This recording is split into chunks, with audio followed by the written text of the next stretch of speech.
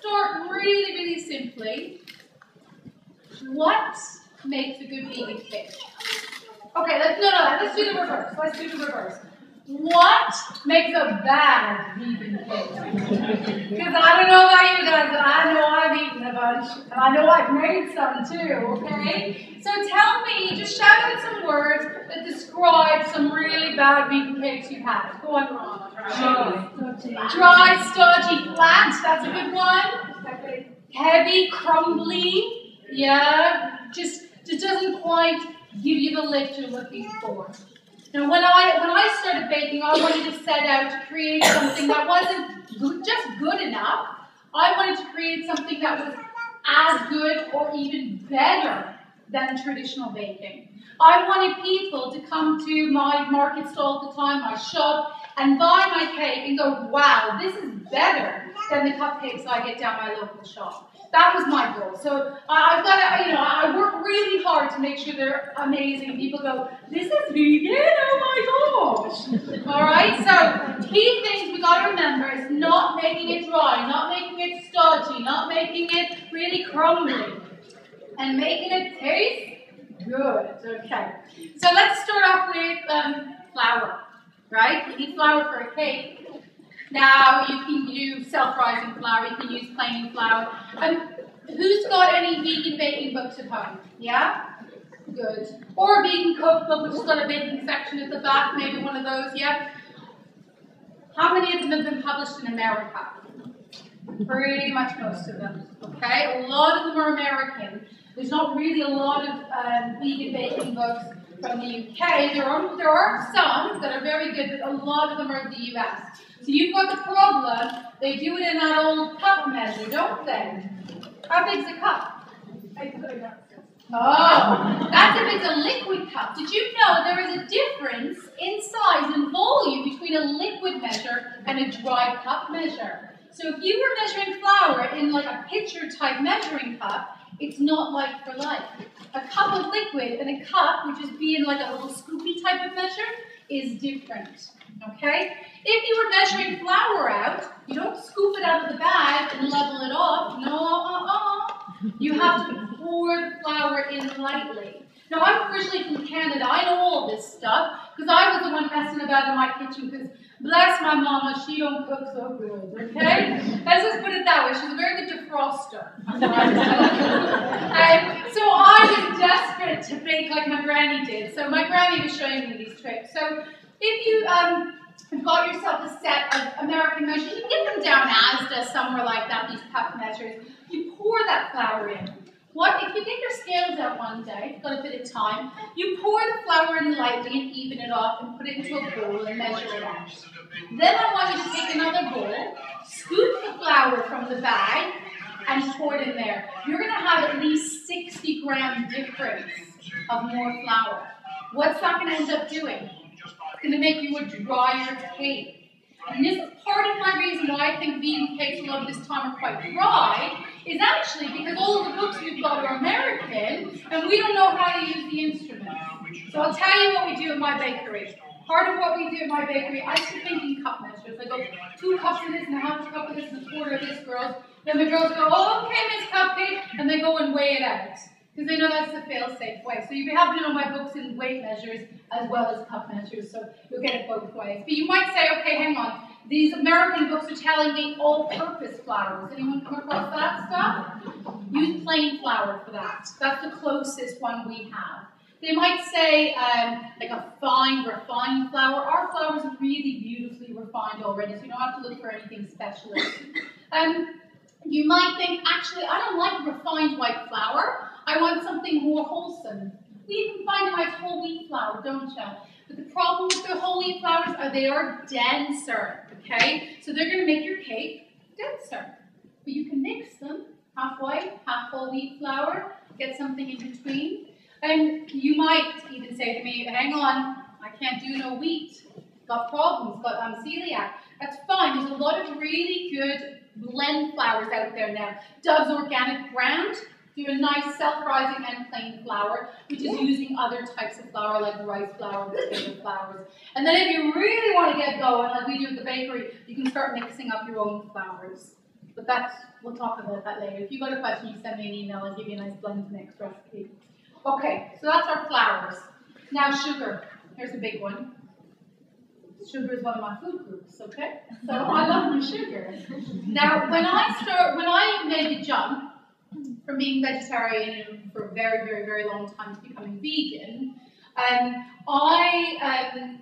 cut dairy out a long time ago, but I was looking towards eggs, and I was looking towards, making sure everything I was keeping in my diet was already vegan, that I was doing everything right.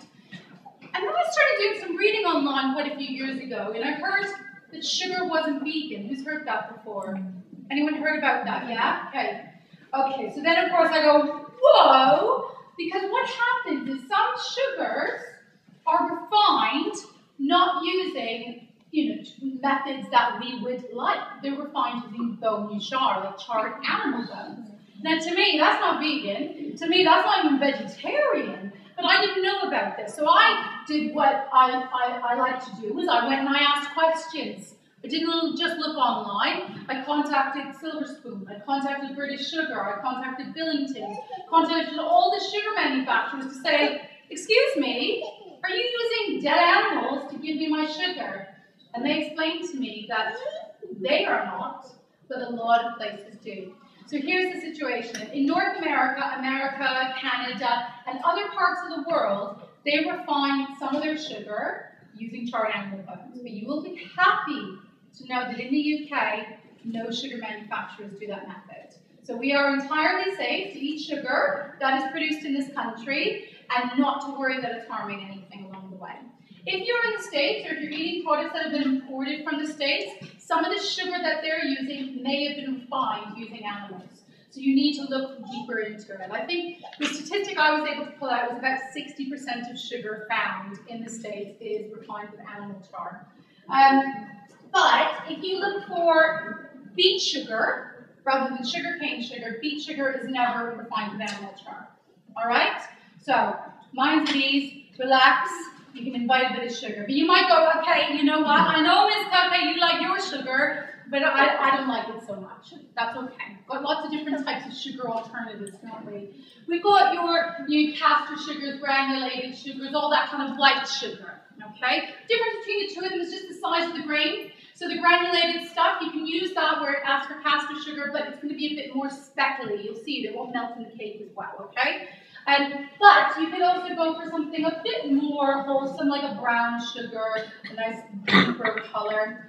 But what about some other sort of things you could use instead of sugar? Shout them out.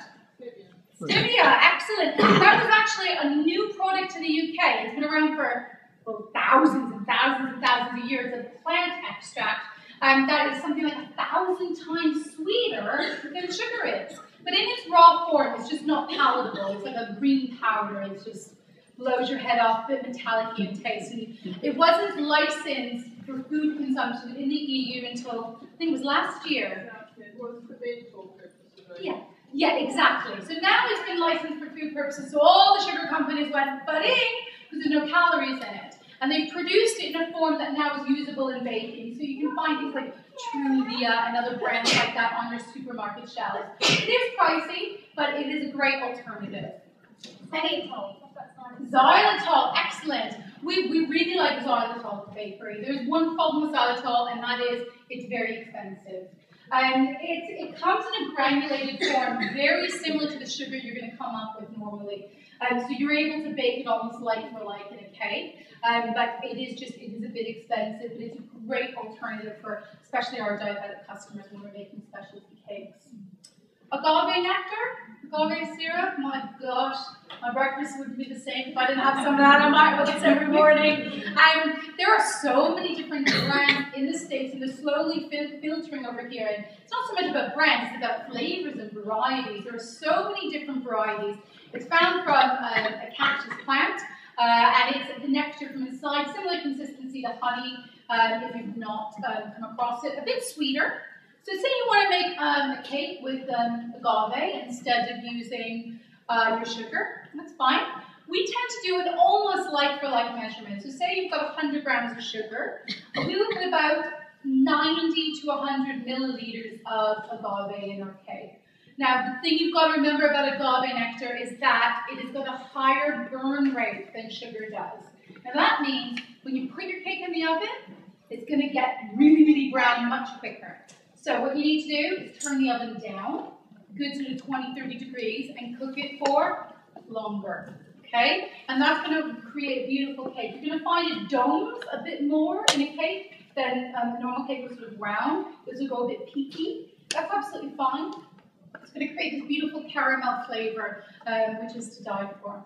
Okay? There are other alternatives, of course. We've got maple syrups, date syrups, rice syrups. Again, similar situation with the burn rate to keep the temperatures down. And all sugar alternatives are not sugar-free.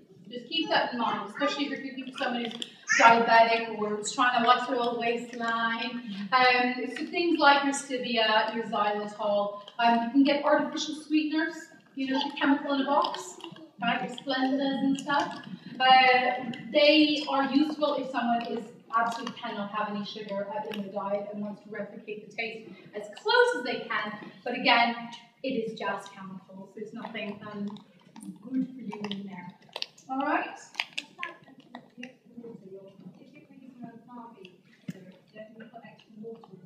We don't really. It tends to absorb itself, the actual volume that it's creating. So, but again, every recipe is different, so you would need to experiment a little bit. With our mix, you don't need to. Okay, so we've done flour, we've done sugar. Should we talk about dairy? Okay, there's a biggie. Now look, I'm going to fess up something to you. I don't talk about this very often, but I cut dairy out a long time ago, and I'm ethical. You can tell I'm not a health conscious vegan, ethical vegan. But I'm also lactose intolerant, quite badly. As a kid, ice cream was like a no-go for me. I was eating some just a second ago because now I feel like I'm reborn being able to eat ice cream. I do not have the razzle dazzle downstairs. Do try it; it's awesome. So I've not had dairy for a long time. So I never felt I was missing out on something. And I was always looking for soy milk in health food stores before it became something you could easily find. But that's a key thing now. Soy milk.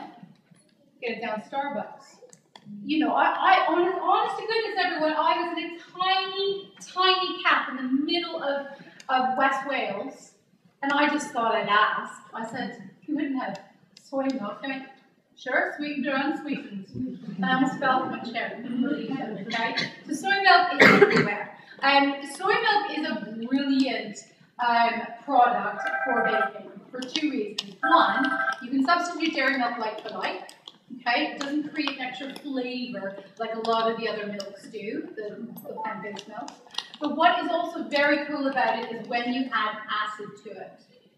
If you add something like cider vinegar, just like a plain clear vinegar, or lemon juice or lime juice to it. So say you've got 100 mils of soy milk, add 10 mils, but 10%, 220 mils like that of the cider. And what do you think it does to the milk? Curdles it, okay? Now my granny back in wartime, she was using curdling to make cakes. They didn't have eggs. So I didn't invent it. Sorry guys, I didn't invent this idea. But by curdling the milk, you are presented with an egg-like texture that then helps to bind the cake together. And that's what eggs do, is they bind and they help to rise.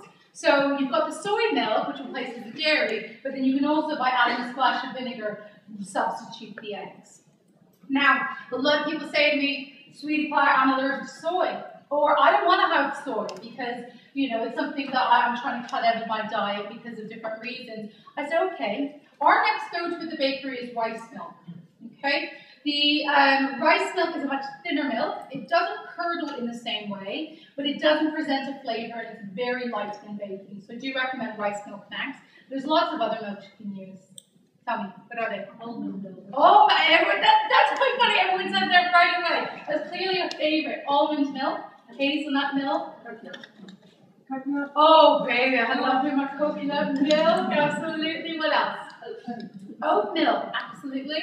That's also quite good in baking. Surprisingly, it's a little bit heavier than rice milk, but it is quite good in baking. You do need to be careful about ones that have been fortified, just to make sure they're fortified with the right things rather than non-vegan things. So do have a look into that. Anything else? Hemp milk, brilliant. I had sesame milk for the first time last year when I was over at the vegan pledge helping them out, and that was some crazy milk. I never had that before. That was good. And the thing about those milks is they're going to impart flavor, which is different to maybe what you're trying to make. So if you're going to bake with coconut milk, you will have coconut flavor somewhere in your cake. I'm not saying that is a bad thing, but you've just got to remember that it will give that flavor. And we do get that question of unsweetened or sweetened.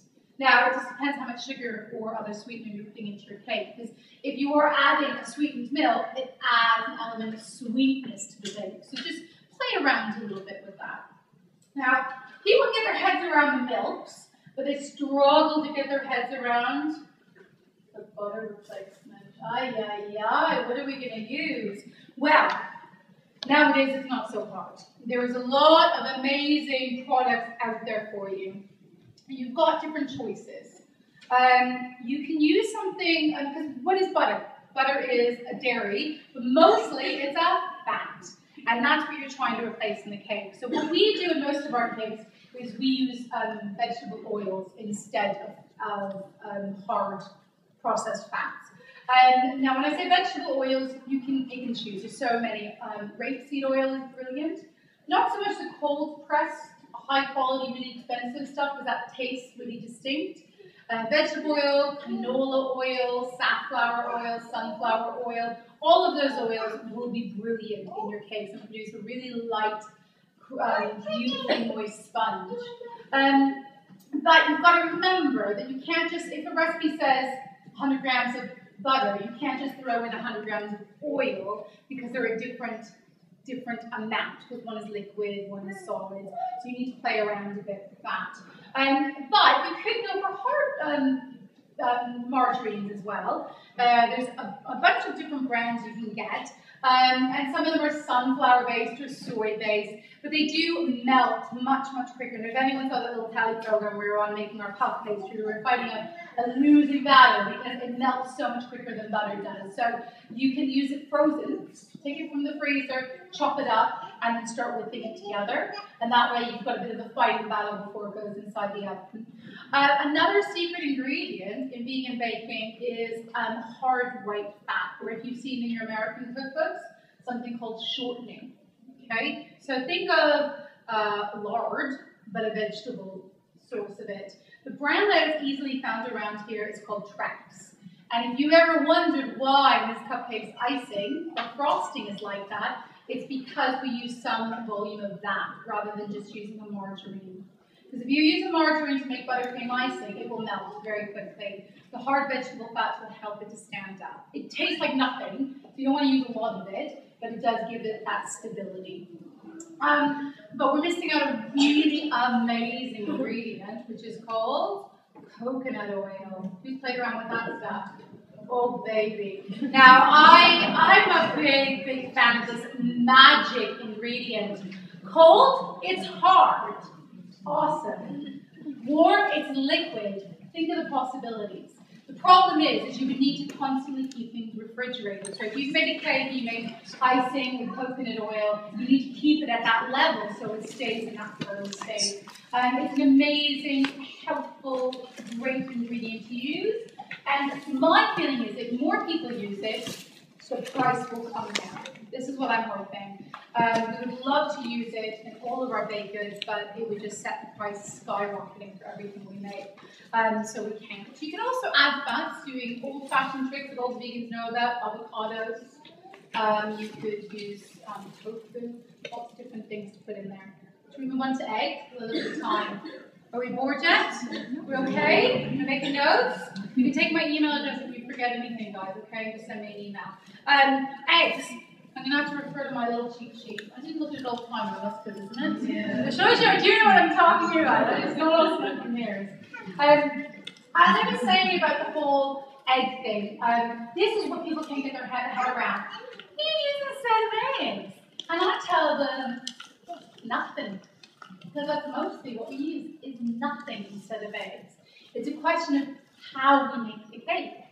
So if you were to make a cake normally, like a Victoria sponge or some sort of sponge cake, you would take the sugar and you take the butter and you put it into like a big electric mixer and you whiz it all together. You add some flour and liquid and whatever, and you keep whipping it and add the egg whites and you keep whipping it to get it all really, really light and fluffy. So most people think, okay, right, I don't have eggs in this cake, so clearly I have to whip it harder and faster because I gotta, make it really, really frothy. And this is where everyone goes wrong. The key to vegan baking is don't stir. Honestly. If you come around to our shop, you can see it because we don't keep anything secret. You add all your dry ingredients together. Like your raisin agents and your sugars and your flour. You mix that all together. You can mix as long as you want. The second that any liquid hits that dry ingredient, the raising agent, your bicarb, your baking powder, as soon as they hit the liquid, they're going to start to work. And they're going to go, oh, here we go, yay, we're growing. And you see all these little bubbles forming on top of your batter, right? And you're going to keep stirring. You are knocking those bubbles out. And they're going, oh, I was going to grow. Oh, I won't. Oh, I'm getting beaten up. And they're sinking back down. And then by the time it gets into the oven, they've gone, oh, forget about this. I'm not going anywhere. I'm staying down, low down in this pan. And that's why you're getting your flat cakes. Instead, you pour that liquid in, you stir it really quick, and then you stop, just until it's combined. And then without a heartbeat, you get it into the oven. So it can go, hello, it's warm in here, we're growing, and we're going to stay up here now because that was great. Okay? So don't stir too much, get it in the oven quick, and just ignore everything you know about traditional baking in terms of mixing. Now, that's if you're just removing eggs. It doesn't always work though, guys. There are certain things that we do that we need to put some sort of replacement in. Our next go-to would definitely be fruit and vegetables. We love sticking that into the cake.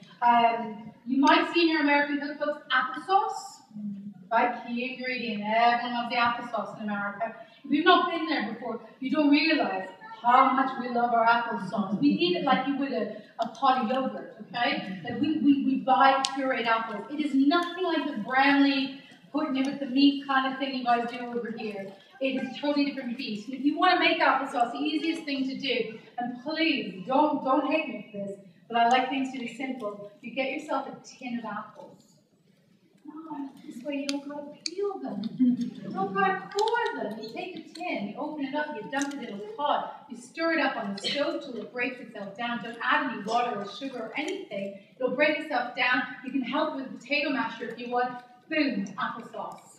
Done. Okay? Saves a lot of hassle.